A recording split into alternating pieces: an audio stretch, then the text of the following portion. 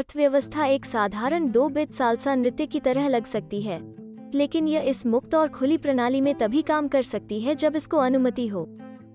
जब आपूर्ति और मांग को केवल देश के लोगों या उपभोक्ता के बाजार द्वारा नियंत्रित किया जाता है, तो खुला और प्रतिस्पर्धी मूल्य निर्धारण बना रहेगा, जिससे बाजार में प्रतिस्पर्धा बढ़ेगी और इसलिए उन उद्योगपति द्वारा अधिक तकनीकी नवाचार किए जाएंगे जो आर्थिक गतिविधियों का नेतृत्व कर रहे हैं, ताकि वस्तुओं की आपूर्ति उत्पन्न हो सके। इसकी कल्पना करें, आप अपनी कक्षा में हैं और आपके शिक्षक ने घोषणा की है कि जो कोई भी सर्वश्रेष्ठ निबंध लिखने में सक्षम होगा, वो पुरस्कार जीतेगा। क्योंकि यह एक खुली और निष्पक्ष प्रतियोगिता है और आप जानते हैं कि जो भी सबसे अच्छा निबंध तैयार करेगा, उसको शिक्षक निष्पक्ष रूप से पुरस्कार देगा। आप सबसे अच्छा निबंध लिखने के लिए नए विचार और तरीके सोचते हैं ताकि आप इस प्रतियोगिता को जीत सकें। तब यह आपकी योग्यता बन जाएगी। लेकिन अगर आप पहले से ही ये जान जाते हैं कि शिक्षक को नीचे ग्रेड के छात्रों के प्रति दया की भावना है और इसलिए वे उनके पक्षपाती है, तो आप सोचेंगे कि प्रतिस्पर्धा करने का कोई मतलब नहीं है, क्योंकि शिक्षक हमेशा उन छात्रों को ही पुरस्कार देगा, चाहे कितना भी अच्छा क्यों न हो आपका या किसी और का निबंध। यह बदले में आपको महसूस कराएगा कि यह अन्याय है और आपके नए विचारों को आने से रोकेगा। ऐसा ही कुछ एक अर्थव्यवस्था में भी हो सकता है। एक पूंजीवादी अर्थव्यवस्था या कैपिटलिस्टिक इकोनॉमी में सबसे अच्छी मांग के लिए सबसे अच्छी कीमत पर सबसे अच्छा उत्पादन कौन कर सकता है? अंत में वही इसके द्वारा संचालित खुली प्रतिस्पर्धी बाजार के प्रमुख आपूर्तिकर्ता का ताज ले जाएगा। सर्वोत्तम मूल्य पर सर्वोत्तम उत्पाद का उत्पादन करने के लिए प्रौद्योगिकियों का नवाचार होगा, जिससे प्रतिस्पर्धी मूल्य निर्धारण होगा। इसका मतलब यह होगा कि भले ही आप 100 रुपए की लागत वाला टूथपेस्ट नहीं खरीद सकते हो, फिर भी आप एक ऐसा टूथपेस्ट खरीद सकते हैं जो नवीन उत्पादन प्रक्रिया से बनाए जाने की वजह से सस्ता हो और इसकी कीमत केवल 20 रुपए हो, जो असल में 100 रुपए वाले के समान आपके दांतों को ब्रश करने की आवश्यकता को पूरा करता है। हालांकि यदि देश का स्वघोषित संरक्षक यानी सरकार आपके शिक्षक की तरह हस्तक्षेप करता है और सभी को समान रूप से संसाधन आवंटित करता है ताकि सभी को समान रूप से विशेषाधिकार प्राप्त हो, तो किसी को भी प्रतिस्पर्धा और नवाचार करने के लिए प्रोत्साहन नहीं मिलेगा, जिसका अर्थ होगा कि बाजार में कोई प्रतिस्पर्धी मूल्य नहीं मिल पाएगा। इसके बजाय एकाधिकार मूल्य निर्धारण होगा, जिसमें किसी उत्पाद की कीमत पूरी तरह से सरकार द्वारा नियंत्रित किया जाएगा।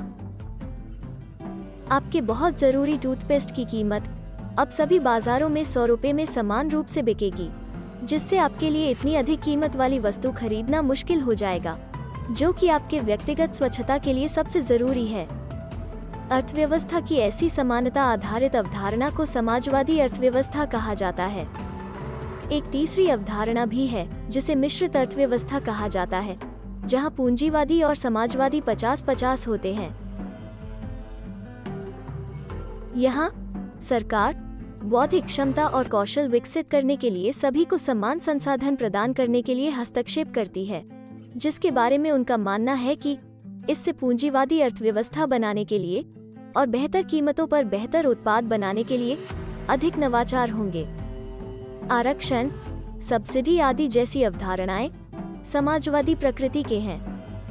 उदाहरण देने के लिए, भारत अब तक अधिक मात्रा में एक समाजवादी अर्थव्यवस्था रही है, जहां अधिकांश उद्यमों पर सरकारों का नियंत्रण था। हांगकांग, सिंगापुर, यूनाइटेड अरब अमीरात, अमेरिका आदि पूंजीवादी अर्थव्यवस्थाओं के उदाहरण हैं। किसी देश की सभी आर्थिक गतिविधियां उसके लोगों द्वारा एक समयावधि में की जाती हैं, जिससे तैयार माल और सेवाओं का संचय होता है। इन सभी तैयार वस्तुओं और सेवाओं का एक विशेष अवधि, जैसे कि 1 वर्ष में शुद्ध मौद्रिक मूल्य उस देश का सकल घरेलू उत्पाद या जीडीपी कहलाता है। क्या आपने कभी नरेंद्र मोदी को यह दावा करते सुना है कि भारत अगले 10 वर्षों में $5 ट्रिलियन की अर्थव्यवस्था बन जाएगा? खैर, ये संख्या $5 ट्रिलियन अगले 10 वर्षों में भारत का जीडीपी लक्ष्य है। जीडीपी दूसरे देशों की नजर में किसी देश के धन और संपत्ति मूल्य का एक महत्वपूर्ण संकेतक है। मूल रूप से यह उस देश की आर्थिक उत्पादन क्षमता की बात करता है, जिसे बदले में उस देश की शक्तियों में से एक माना जाता है। क्या आपने ये मुहावरा सुना है? सबसे तेजी से बढ़ती अर्थव्यवस्था।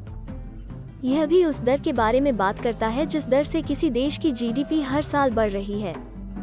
प्रौद्योगिकी नवाचारों की मदद से बढ़ती मांग को पूरा करने के लिए अधिक उत्पादन क्षमता पैदा हो सकती है।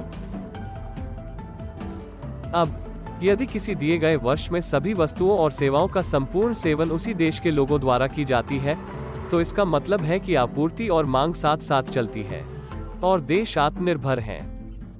यदि आपूर्ति अधिक है लेकिन मांग कम है, तो हम न केवल आत्मनिर्भर हैं, बल्कि हम अपनी मांग को पूरा करने के बाद बचे हुए सामान और सेवाओं का निर्यात भी कर सकते हैं। हालांकि अगर मांग अधिक है लेकिन आपूर्ति या उत्पादन कम है, तो देश में कमी है और इसलिए हमें अपनी मांग को पूरा करने के लिए दूसरे देशों से अधिक सामान और सेवाओं का आयात करना पड़ेगा।